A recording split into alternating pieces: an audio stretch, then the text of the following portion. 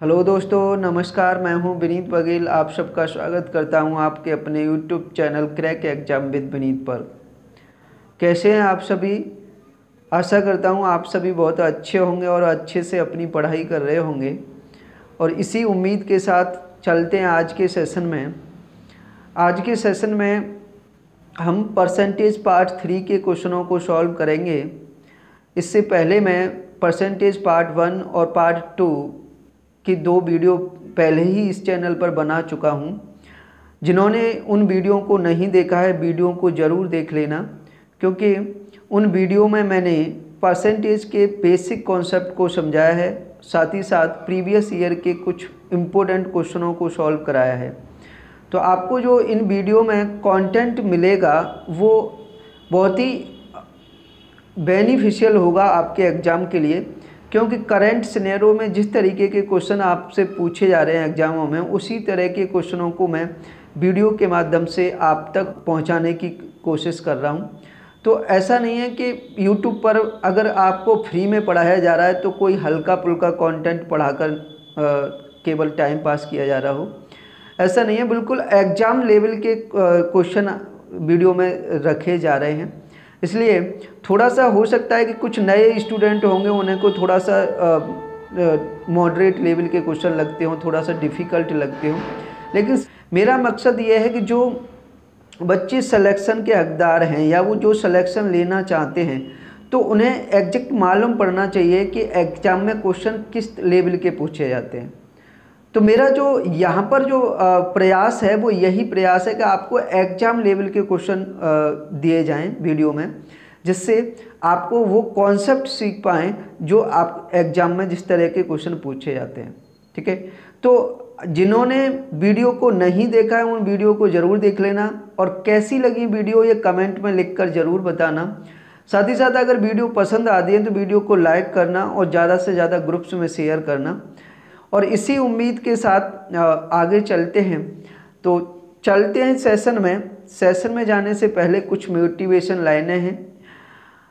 लाइनें हैं कि बढ़ा दिए हैं कदम अब ना मुड़कर देखेंगे, गिरेंगे खड़े होंगे, फिर गिरेंगे फिर खड़े होंगे, जो भी हो कुछ तो नया सीखेंगे। बहुत अच्छी बात है। और इसी पॉजिटिव थिंकिंग के साथ चलते हैं आज के क्वेश्चनों पर। तो आज के क्वेश्चन में पहला क्वेश्चन क्या है? तो पहला क्वेश्चन है, जो प्रीवियस जो वीडियो थी परसेंटेज पार्ट 2 की, उसमें ये होमवर्क के लिए क्वेश्चन दिया गया था। तो बहुत सारे स्टूडेंटों ने कमेंट में इसका आंसर किया है और बहुत सारों का ठीक है। तो करते हैं किस तरीके का क्वेश्चन है। क्या है क्वेश्चन है, Ayush spends 80% of his monthly income if his monthly income is increased by 20% and his monthly savings is increased by 8%, then the percentage increased in his monthly expenditure is। Ayush अपनी मासिक आय का 80% खर्च करता है। यदि उसकी मासिक आय 20% बढ़ गई तथा उसकी मासिक बचत 8% बढ़ गई तो उसके मासिक खर्च में कितने % वृद्धि हुई? क्वेश्चन है, होमवर्क में दिया हुआ। तो देखिए करते हैं सॉल्व करने से पहले थोड़ा सा मैं अपने को हाइड कर लेता हूँ, क्योंकि स्क्रीन थोड़ा छोटी है।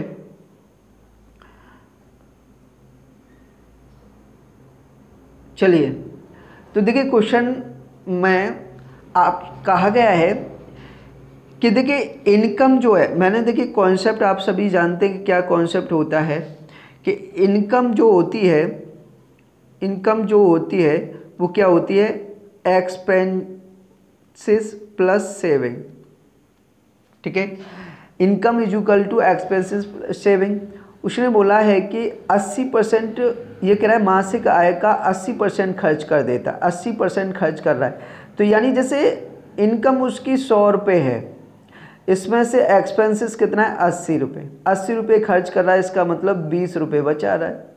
ठीक है, अब वो कह रहा है कि उसकी मासिक बचत 8% बढ़ गई, मासिक आय यानी इनकम में 20% की वृद्धि हो गई, इनकम में 20% वृद्धि हो गई, यानी 20 रुपये बढ़ गए, 100 पर 20% बढ़ गई। और जो सेविंग्स थी वो सेविंग भी 8% बढ़ गई, यानी कितनी बढ़ गई? 8%। तो 20 का 8% तो 20 का 8% कितना होगा 1.6। तो ये कितनी बढ़ गई, इसका मतलब ये हुआ कि एक्सपेंसेस जो हुए यानी जो खर्चा हुआ वो कितना बढ़ गया 20 माइनस 1.6, ये माइनस कर देंगे तो 20 में से 1.6 माइनस होंगे तो ये हो जाएगा 18.4। कितना बढ़ा 18.4। तो जिसमें ये पूछा कि ये कितने परसेंट बढ़ा है तो 18.4 तो अब बढ़ गया, पहले कितना था 80, तो परसेंट बताना है कितने परसेंट बढ़ा तो गुणा 100 कर देंगे बड़े आसानी से। 20 चौका 80, 20 पंजे 100, 4 का भाग इसमें देंगे, 4 चौक 16, पॉइंट 4 छक्के 24 और 5 का गुणा कर देंगे 4.6 से तो ये आ जाएगा 23.0 यानी 23%। कितना होगा सी इसका राइट आंसर है 23% आंसर। क्लियर? किसी को कोई दिक्कत कोई परेशानी? देखिए इस क्वेश्चन का ये होमवर्क में दिया था मैंने और इस क्वेश्चन का बहुत सारे स्टूडेंटों ने आंसर किया है कमेंट में और बहुत को सही है, लेकिन जो पहली बार देख रहे हैं उनको कॉन्सेप्ट समझ में आया या नहीं आया? क्लियर है? कोई दिक्कत तो नहीं है? चलो एक बार और समझा देता हूँ। जैसे इनकम का कॉन्सेप्ट, इनकम सेविंग और एक्सपेंडिचर का क्या संबंध होता है कि इनकम इजुकल टू यानी आय इजुकल टू व्यय प्लस बचत यानी एक्सपेंडिचर प्लस सेविंग, ये होता है। अब देखिए इसमें कह रहा है कि इनकम थी, मान लीजिए इनकम उसकी 100% थी यानी 100 रुपये थी, उसका 80% वो खर्च कर देता है तो 100 का 80% 80 रुपये खर्च कर रहा है तो बचा कितने रहा है 20 रुपये। अब वो कह रहा है कि अगर उसकी आय 20% बढ़ गई, 20% बढ़ गई तो यानी 100 पर 20 रुपये बढ़ गए होंगे, ठीक है, और बचत भी 8% बढ़ गई तो बचत पहले 20 थी तो 20 का 8% बढ़ेगी तो 1.6 बढ़ गई, तो उसके एक्सपेंसेस में कितने परसेंट वृद्धि हुई ये पूछा। तो एक्सपेंसेस कितना बढ़ गया 20 माइनस 1.6 यानी 18.4 बढ़ गया। तो जो खर्चा है 18.4 बढ़ गया, कितने से 80 से, पहले कितना था 80, तो 80 पर 18.4 बढ़ गया तो कितने परसेंट हुआ, इस परसेंट निकालने के लिए 100 से मल्टीप्लाई कर देंगे, इसको सॉल्व करेंगे तो ये कितना आ जाएगा 23%। क्लियर है? 23% इसका राइट आंसर है। ठीक है, किसी को दिक्कत कोई परेशानी कोई डाउट? कोई डाउट नहीं, बढ़ें आगे। चलो बढ़ते हैं आगे, नेक्स्ट क्वेश्चन। तो ये आज का सेशन का पहला क्वेश्चन, और पहला क्वेश्चन क्या है, if the difference between 68% and 85% of a number is 357 then find the difference between 95% and 49% of that number। यदि एक संख्या के 68% तथा 85% का अंतर 357 है तो उस संख्या के 95% तथा 49% का अंतर ज्ञात करें। बड़ा आसान क्वेश्चन है। देखिए ये तो बहुत ही सरल क्वेश्चन है। कोई भी नंबर है, उस नंबर के ये कहता है कि 85% उस नंबर का 85% और 68% का डिफरेंस करें, यानी 85% और 68% का डिफरेंस करें तो कितना आएगा 17%। कितना आएगा 17%। और इस 17% की वैल्यू आपको दे रखी है 357। ठीक है, 17% की 70% यूनिट की वैल्यू 357 दे रखी है, तो यहाँ से 1% की वैल्यू कितनी हो जाएगी 357 में 17 का भाग दे देंगे, 17 दूनी 34 और 17 एकम 17, कितनी हो जाएगी 21। अब आपसे जो पूछा है वो पूछा है कि उसी नंबर के 95% और 49%, 95% और 49% यानी का डिफरेंस कितना हो गया 46%। तो 46% की वैल्यू यहाँ बतानी है आपको, तो 46 और 1% की वैल्यू 21 का मल्टीप्लाई कर देंगे। ठीक है, तो 126, 21 छक्के और 21 चौक 84 और 12 96, कितना हो गया 966। तो 966 इसका राइट आंसर होगा। इसमें ऑप्शन गलत हैं, ऑप्शन पर ना जाएं। ठीक है, 966, यहाँ 5 की जगह 6 कर लो तो ये भी बन सकता है। ठीक है, तो आपको ऑप्शन पे नहीं ध्यान देना है, इसका आंसर क्या होगा 966। किसी को कोई दिक्कत? बड़ा आसान क्वेश्चन था। देखिए ये कह रहा है एक नंबर के 85% और 68% का जो डिफरेंस है वो 357 है। तो 85 और 68 का मतलब 17% का डिफरेंस हो गया, जिसकी वैल्यू है 357। तो यहाँ से 1% की वैल्यू कितनी हो जाएगी 21। अब उसी नंबर के 95% और 49% का डिफरेंस बताना है। 95% और 49% का डिफरेंस कितना होता है 46%। तो 46% की वैल्यू बतानी है, तो 46 गुणा 21 कर देंगे 966 इसका आंसर होगा। क्लियर? कोई दिक्कत नहीं। चलें आगे, चलो नेक्स्ट क्वेश्चन पर चलते हैं। Next question, due to fall in manpower the production in a factory was decreased by 25%। Why what percent should the working hours be increased to restore the original production? व्यक्तिगत शक्ति में कमी हो जाने के कारण एक फैक्ट्री में उत्पादन में 25% कमी हो जाती है। उसके कार्यरत घंटों में कितने % वृद्धि करें ताकि फैक्ट्री का वास्तविक उत्पादन प्राप्त किया जा सके?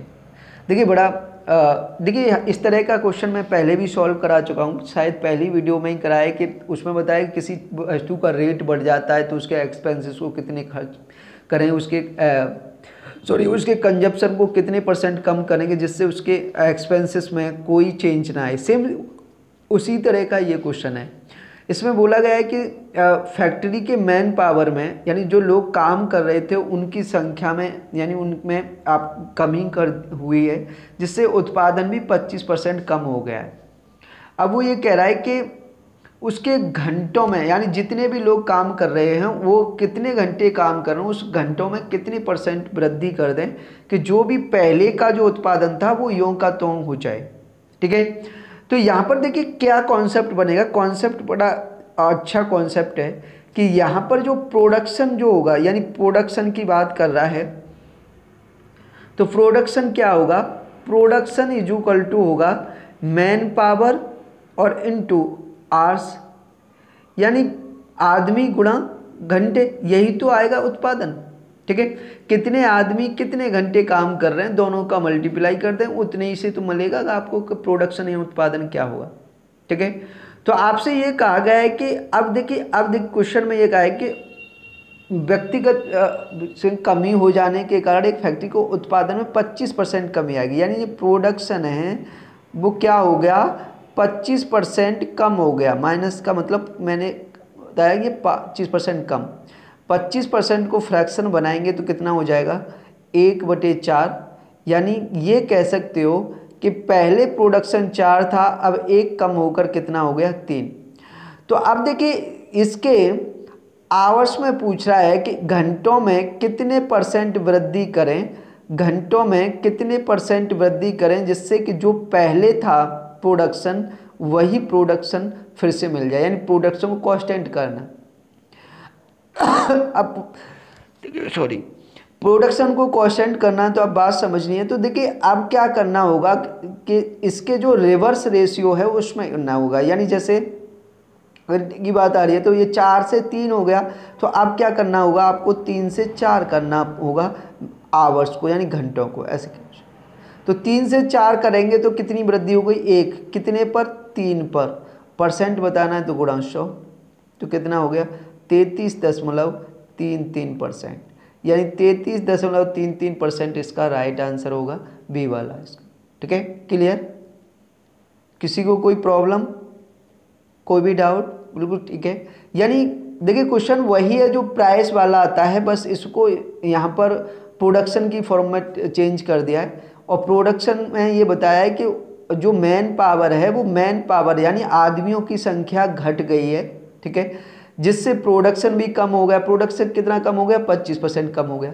अब हमें दोबारा से प्रोडक्शन वही करना है तो क्या करना पड़ेगा, घंटे, यानी जितने भी मैन पावर है उससे घंटों की में वृद्धि करनी पड़ेगी। घंटों का मतलब जैसे अभी 8 घंटे काम कर रहे थे, अब इनको बढ़ाकर 10 घंटे या 12 घंटे काम करवाया जाएगा, तभी तो वो प्रोडक्शन दोबारा से आएगा। ठीक है, इसलिए इसमें यही पूछा है कि जो भी इसके मैन पावर थी उसके घंटों की संख्या में कितनी वृद्धि करें, यानी कार्यरत घंटों में कितनी % वृद्धि कर दें जिससे पहले वाला प्रोडक्शन मिलने लग जाए। तो इसी तरीके से जो जिस रेशियो में ये घटा है प्रोडक्शन, उसके रिवर्स रेशियो में हमें ये जो आवर्स हैं यानी घंटे बढ़ाने पड़ेंगे। तो 4 से घटकर 3 हो गया प्रोडक्शन, तो अब हमें 3 से बढ़ाकर 4 करना होगा घंटा। ठीक है। तो 1 की वृद्धि हो गई कितने पर, 3 पर, तो परसेंट लगाना, 33.33% वृद्धि करनी पड़ेगी। क्लियर। चलते नेक्स्ट क्वेश्चन। नेक्स्ट क्वेश्चन है Alok's working hours per day were increased by 20% and his wages per hours was increased by 25%. If his daily income increased by rupee 222.5 then find his initial income. Alok के प्रतिदिन कार्यरत घंटों में 20% वृद्धि हुई तथा प्रति घंटे मजदूरी में 25% वृद्धि हुई। यदि उसकी प्रतिदिन की आय में 222.50 रुपये की वृद्धि हुई हो तो उसकी आरंभिक आय ज्ञात कीजिए। देखिए ये भी बिल्कुल इसी तरह का कॉन्सेप्ट है कि इनकम की बात कर रहा है। यहाँ पर देखिए इनकम किस तरीके से इनकम है कि कोई यानी आय जो है यहाँ किस तरीके से है कि एक व्यक्ति है जो काम कर रहा है, तो वो कितने घंटे काम करता है मालूम नहीं है, लेकिन जितने घंटे काम करने के बाद प्रति घंटे जो वेजेज मिलती है उन दोनों का मल्टीप्लाई कर दिया जाए तभी तो इनकम बनेगी। यानी जैसे कोई व्यक्ति है जो 2 घंटे रोज़ काम करता है, 2 घंटे रोज़ काम कर रहा है और 1 घंटे का उसे 50 रुपये मिलते हैं, 50 रुपये मजदूरी मिलती है, तो उसकी जो इनकम हुई वो कितनी हुई, 2 गुणा 50 यानी 100 रुपये हुई। यही तो इनकम हो गई इसकी। तो यानी इनकम इजुकल भी यहाँ उसकी जो आय होगी वो क्या होगी, घंटे गुणा वेजेज यानी घंटे गुणा मजदूरी, ये होगी। अब जैसे ये कह रहा है, अब बात समझने की कोशिश करना कि यहाँ ये कह रहा है कि इसके घंटे की संख्या में भी वृद्धि हो गई, यानी ये ज़्यादा घंटे काम करने लगा, कितना 20% ज़्यादा घंटे। और इधर इसकी पर घंटे जो वेजेस मिल रही थी, जो प्रति घंटे मजदूरी मिल रही थी, उसमें भी वृद्धि हो गई, कितनी 25%। 25% मजदूरी भी बढ़ गई। तो इसके टोटल इसमें भी वृद्धि कितनी हो गई, यानी टोटल इनकम में कितनी वृद्धि हो गई। तो देखिए ये दोनों क्या है, मल्टीप्लाई में, तो यानी सक्सेसिव लग सकता है यहाँ पर, सक्सेसिव। तो यहाँ सक्सेसिव लगा देंगे और देख लेंगे इनकम कितने परसेंट बढ़ेगी, यानी 20% घंटे में वृद्धि, 25% वेजेज में वृद्धि। तो 20 + 25 प्लस 20 गुणा 25/100 सॉल्व करेंगे इसको, तो 20 और 25 45 हो गया, 45 प्लस यहाँ देखिए 25 से ये 4 बार, 25 चौका 100, 4 से ये 5 बार, 5 बार कट जाएगा, तो 5 ये, तो कितना हो गया 50%। तो यानी उसकी इनकम में एक्चुअली कितने परसेंट वृद्धि हुई, 50%। और इस 50% की वैल्यू आपको दे रखी है 222.50। तो यहाँ से 1% की वैल्यू निकालेंगे तो 50 का भाग हो जाएगा, ये हो जाएगा 4.45, 50 का भाग देने पर। और आपको इनिशियल चाहिए, इनिशियल, तो इनिशियल इनकम क्या थी, यानी इनकम क्या थी इसकी 100%। तो यहाँ से 100% की वैल्यू निकाल देंगे, तो 4.45 में 100 का मल्टीप्लाई कर देंगे, तो ये आ जाएगा 445। कितना हो जाएगा 445 का राइट है। इसमें भी गलत है, इसमें भी ऑप्शन गलत है, तो ऑप्शन पे नहीं जाना है आपको। यानी इसकी इनिशियल जो इनकम होगी, इसकी इनिशियल इनकम वो कितनी होगी, 445 रुपये। क्लियर हुआ, कोई दिक्कत तो नहीं है। देखिए समझ में आ रहा है, नहीं आ रहा, देखिए समझ में आ रहा हो तो वीडियो को लाइक ज़रूर करें, ठीक है। देखिए आपको कंटेंट समझ में आ रहा है और कॉन्सेप्ट क्लियर हो रहा है तो वीडियो को लाइक ज़रूर करें। फिर मैं समझा देता हूँ, यहाँ इनकम का मतलब क्या था कि आवर्स इनटू वेजेज, यानी कितने घंटे काम कर रहे हैं और प्रति घंटे कितनी मजदूरी मिल रही है, इन दोनों का मल्टीप्लाई कर दिया जाएगा, जभी तो इनकम बनेगी। अब उन्होंने बोला है कि उसकी घंटों में भी 20% वृद्धि हो गई और वेजेज में भी 25% वृद्धि हो गई। इसका मतलब ऑल ओवर जो इनकम हुई उसमें कितने परसेंट हुई वृद्धि, तो इस यहाँ पर सक्सेसिव लग जाएगा और सक्सेसिव लगाने से यहाँ मिल जाएगा 50%, यानी जो ऑल ओवर उसकी इनकम में 50% वृद्धि होगी। और वो 50% की वैल्यू दे रखी है आपको 222.50 रुपये, इतनी वृद्धि हुई। तो यहाँ 1% की वैल्यू हो जाएगी 4.45 रुपये, ठीक है। तो आपसे पूछा गया 100% की वैल्यू कितनी, यानी इनिशियल इनकम कितनी होगी, तो इनिशियल इनकम हमारी 100% थी, तो 100% की वैल्यू निकाल देंगे, तो ये मिल जाएगा 445 रुपये। 445 इसका राइट आंसर है। क्लियर, कोई दिक्कत तो नहीं है, सबको क्लियर। बढ़े आगे। चलो बढ़ते हैं नेक्स्ट क्वेश्चन पर।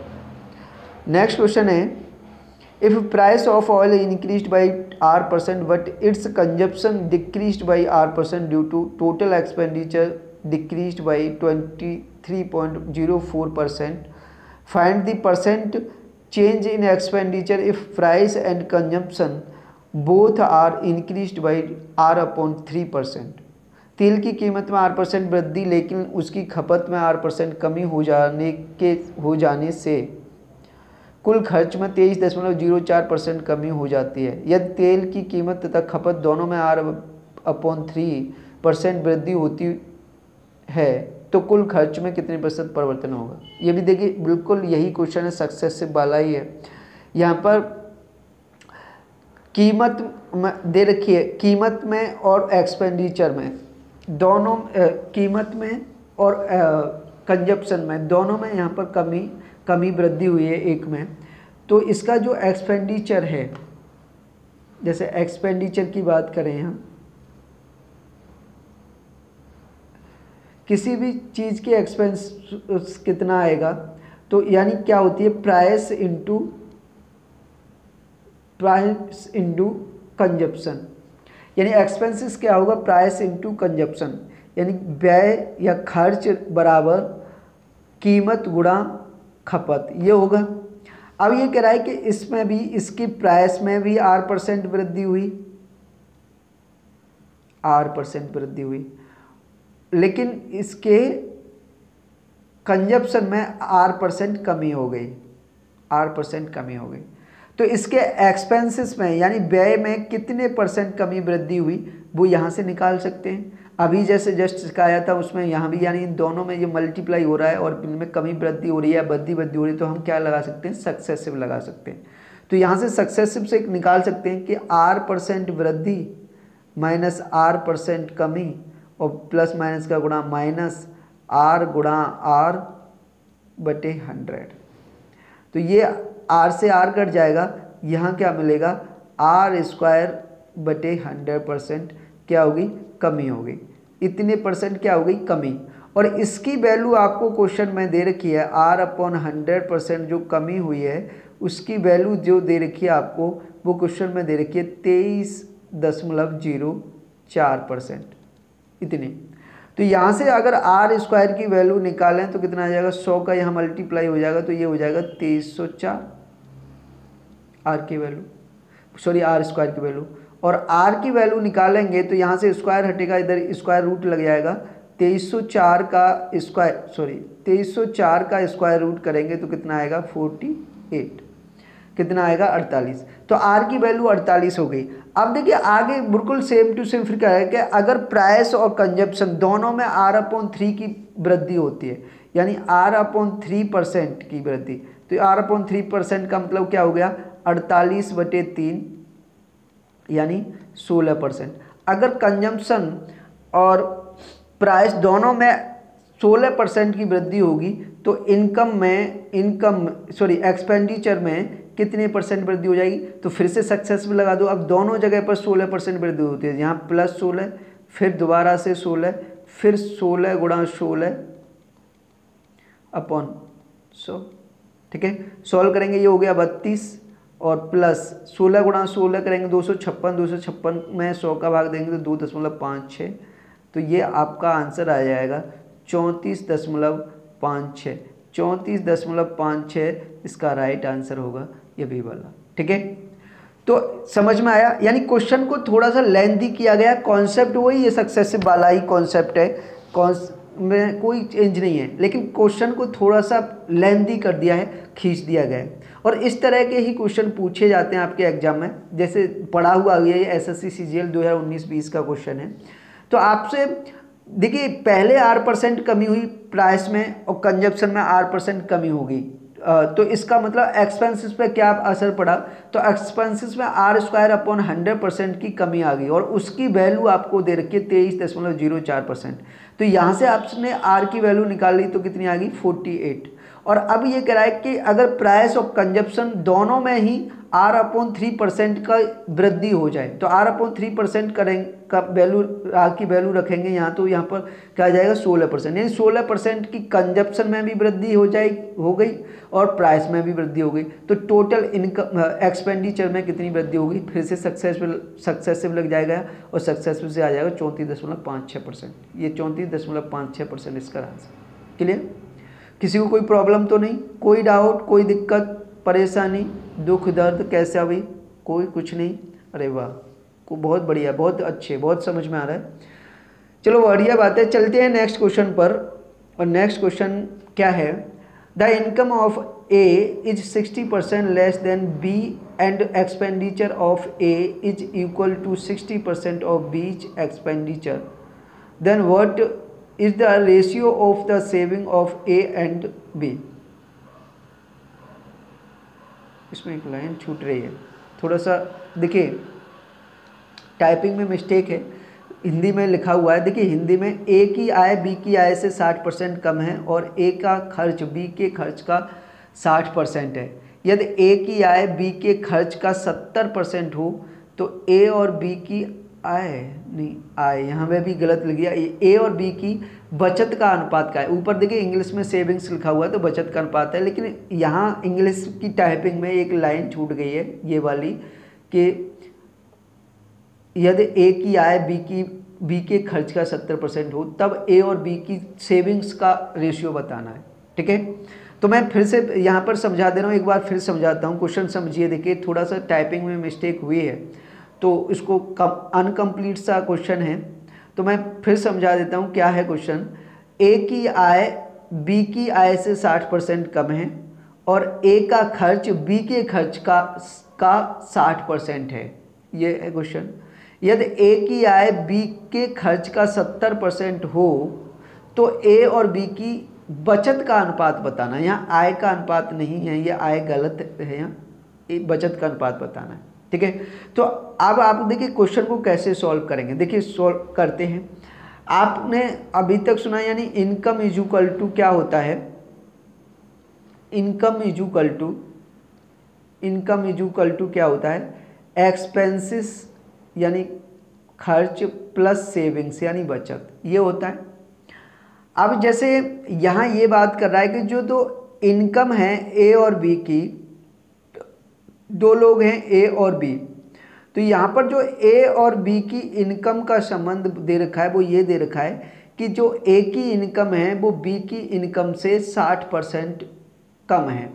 तो अगर मान लीजिए ये बी की इनकम 100 है तो ए इससे 60% कम कर देंगे तो ए की इनकम कितनी हो जाएगी 40।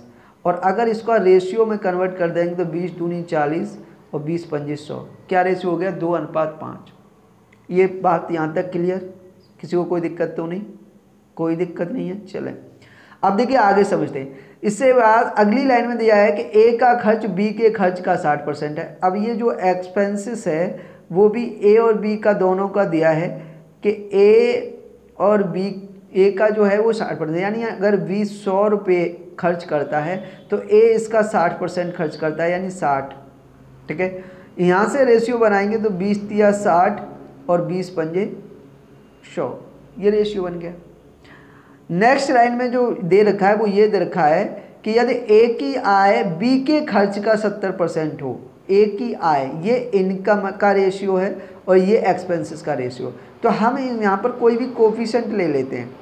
ये समझ लो कि ए की जो आय है वो 2x है और बी की जो आय है वो 5x है। ऐसे ही यहाँ ए का जो खर्च है वो 3y है और बी का जो खर्च है वो 5y है। अब क्वेश्चन में ये बोला गया है कि जो ए की जो आय है, ए की आय मतलब 2x, वो बी की आय का बी के खर्च का, बी का खर्च कितना है 5y, y का कितना परसेंट है, इसका 70% है, तो इसका 70% निकालेंगे। देखिए 0 से 0 कट गया, 5 से 2 बार कट गया और यहाँ से x ये है और y इधर जाएगा तो x/y कर देंगे, तो ये 2 इधर आ जाएगा, गुणा हो जाएगा नीचे 2, तो 7/2 दूना 4 हो जाएगा। तो x और y के जो संबंध निकला वो कितना आ गया 7:4। अगर 7:4 x और y की वैल्यू हो गई तो x की वैल्यू 7, तो 7 दूनी 14, यानी 7 दूनी 14। ये किसकी इनकम हो गई? ए की। 7 पंजे 35, 35 ये बी की इनकम हो गई। अब उसके बाद y की वैल्यू यहाँ रखेंगे तो 4 तिया 12, 12 किसका एक्सपेंसेस हो गया? ए का। और 4 पंजे 20, 20 किसका एक्सपेंसेस हो गया? बी का। अब आपसे पूछा है कि ए की और बी की इनकम, यानी इनकम ए और बी की, तो इनकम क्या होगी? ठीक है, सॉरी इनकम नहीं, सेविंग, सेविंग यहाँ इनकम नहीं, सेविंग। अगर सेविंग की बात करूं, सेविंग क्या होगी? Income minus expenses. तो ए की इनकम कितनी है? 14 और एक्सपेंसेस कितना है? 12 है। तो 14 में से 12 घटा देंगे तो 2, इसकी सेविंग हो गई। ऐसे ही बी की इनकम कितनी है? 35 और बी का एक्सपेंसेस कितना है? 20। तो 35 में से 20 घटा देंगे तो कितना होगा? 15। तो इनकी सेविंग्स का रेशियो कितना हो जाएगा? 2:15, यानी 2:15। डी इसका राइट आंसर है। क्लियर? क्वेश्चन बहुत अच्छा है, अच्छा लेवल का क्वेश्चन है। कॉन्सेप्ट समझना है। कॉन्सेप्ट ये है कि ए की जो इनकम है वो बी की इनकम से 60% कम है, लेकिन ए का जो एक्सपेंसेस है वो बी के एक्सपेंसेस का 60% है। साथ ही साथ ये भी दिया गया है कि ए की जो इनकम है वो बी के एक्सपेंसेस का 70% है। तब आपको ए और बी के सेविंग्स का रेशियो बताना है। तो इसी तरीके से इस क्वेश्चन को मैंने बताया कि मान के चलिए कि बी की इनकम 100 है, तो ए की इनकम इससे 60% कम, तो 40 होगी। तो इन ए बी की इनकम का रेशियो कितना हो गया? 2:5, यानी 2:5। दूसरी लाइन में ये कहा गया है कि जो ए का एक्सपेंसेस है वो बी के एक्सपेंसेस का 60% है। अगर बी का एक्सपेंसेस 100 है तो ए का एक्सपेंसेस 60 हो जाएगा। इनका रेशियो किया तो 3:5 हो गए। अब आगे इनके इनकम, यानी ए की इनकम और बी के एक्सपेंसेस का संबंध दे रखा है कि ए की जो इनकम है वो बी के एक्सपेंसेस का 70% है। तो ए की इनकम कितनी है का रेशियो 2 था, तो हमने मान लिया 2x, और बी की एक्सपेंसेस का रेशियो कितना था? 5, तो इसको मान लिया 5y का 70% निकाल के बराबर रखा। तो यहाँ पर कोफिशिएंट जो x और y हमने माने थे उनकी वैल्यू निकल जाएगी 7:4। तो x की जगह 7 रख देंगे, y की जगह 4 रख देंगे, तो हमें पता चलेगा कि ए की जो इनकम है 14 है, बी की इनकम है वो 35 है। ऐसे ही ए का एक्सपेंसेस 12 रुपये और बी की 12 है, और बी का एक्सपेंसेस 20 है। ठीक है, अब इनकी सेविंग्स बताने हैं तो इनकम में से एक्सपेंसेस घटा देंगे, सेविंग मिल जाएगी 2:15। ठीक है, क्लियर? किसी को कोई प्रॉब्लम, कोई दिक्कत? समझ में आ रहा है ना? बिल्कुल, कॉन्सेप्ट क्लियर हो रहे हैं? किसी को कोई दिक्कत तो नहीं हो रही? अगर कोई भी किसी भी तरीके की दिक्कत है तो वो ज़रूर कमेंट में लिखें, और मैं उसको फिर से समझाऊंगा। 1 बार नहीं, 2 बार नहीं, 3 बार तक समझाऊंगा, लेकिन कमेंट में लिखिए जब। और कैसा आपको कंटेंट लग रहा है, कैसे क्वेश्चन लग रहे हैं कि एग्जाम के क्वेश्चन हैं? ये प्रीवियस एग्जाम में पूछे गए क्वेश्चन हैं, बहुत ही अच्छे लेवल के क्वेश्चन हैं। ठीक है, तो क्लियर? चलते हैं नेक्स्ट क्वेश्चन पर।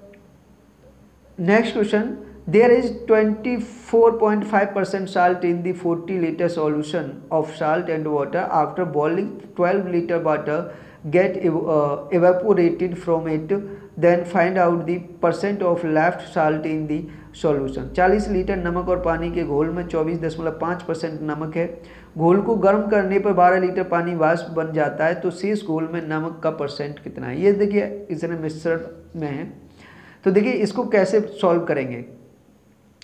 टोटल जो सॉल्यूशन है, टोटल जो घोल है वो कितना है? 40 लीटर। टोटल जो सॉल्यूशन है वो है 40 लीटर। 40 लीटर। ये 40 लीटर जो सॉल्यूशन है ये 2 चीज़ों का है, यानी इसमें 2 चीज़ मिले हुए हैं। क्या? साल्ट और वाटर, यानी नमक और पानी। साल्ट की जो वैल्यू है वो कितनी है? 24.5%। तो 24.5% निकालेंगे 40 का, तो ये कितना हो जाएगा, 4 पंजे 20, 4 चौक 16, 2 18, 4 दूनी 8, 1 9, यानी 9.8 कितना हो जाएगा 9.8। अगर 9.8 यानी 40 लीटर में 9.8 लीटर, अगर इतना लीटर मान लीजिए साल्ट है, तो वाटर कितना हुआ, 40 में से 9.8 लीटर माइनस कर देंगे तो ये आ जाएगा 30.2 लीटर। 30.2 लीटर क्या हो गया, पानी हो गया। अब वो कह रहा है कि इस घोल को यानी इस सॉल्यूशन को 40 लीटर को गर्म किया, और जब गर्म किया तो इसमें से 12 लीटर पानी वाष्प बनकर उड़ गया, यानी 12 लीटर पानी वाष्प बन गया। इसका मतलब 12 लीटर पानी कम हो गया। तो पानी कितना कम हो गया, 12 लीटर। तो बचा पानी, अब पानी कितना बचा इसमें, तो ये बचा 18.2 लीटर। लेकिन नमक थोड़ी उड़ा, नमक तो यूँ के तो था, तो नमक कितना था 9.8 लीटर, तो ये तो ऐसे ही रहेगा। तो टोटल जो सॉल्यूशन हुआ वो कितना हो गया, तो 9.8 और 18.2 दोनों को जोड़ देंगे तो 10 और 18 28 लीटर, यानी कितना टोटल मिश्रण हुआ या टोटल घोल जो हुआ वो 28 लीटर हुआ। जैसे 28 लीटर में नमक पूछा है कि नमक कितने परसेंट है, तो 9.8 है, 28 में कितना है 9.8% बताना है, तो इंटू 100। ठीक है, देखिए इस 1 0 से ये पॉइंट हट जाएगा और 14 से इसे काट देंगे, 14 सत्ते 98 और 14 से ये 2 बार, 14 दूनी 28, 2 से ये 10 कट जाएगा 5 बार, और 5 का गुणा 7 से करेंगे तो कितना हो जाएगा 35%। तो शेष घोल में सॉल्यूशन में जो नमक है वो कितना है 35%। 35% इसका राइट आंसर होगा। क्लियर, बड़ा आसान तरीके से बिल्कुल सिंपल वे में मैं कॉन्सेप्ट को सॉल्व कर रहा हूँ, क्वेश्चनों को सॉल्व करना सिखा रहा हूँ बिल्कुल सिंपल तरीके से। आपको बिल्कुल एग्जैक्ट क्वेश्चन जिस तरीके से लैंग्वेज बना रहा है उसमें उसी तरीके से क्वेश्चन को सॉल्व करते हुए चलना है। 40 लीटर घोल है, 40 लीटर घोल में कुछ नमक है, कुछ शेष पानी है।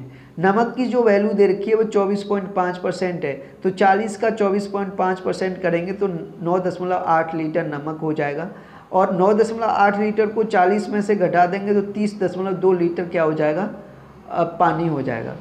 इसको गर्म किया, 40 लीटर घोल को गर्म किया तो इसमें से 12 लीटर पानी वाष्प बन गया, तो 12 लीटर पानी कम हो गया, तो 30.2 लीटर पानी में से 12 लीटर घटा देंगे तो 18.2 लीटर पानी बचा।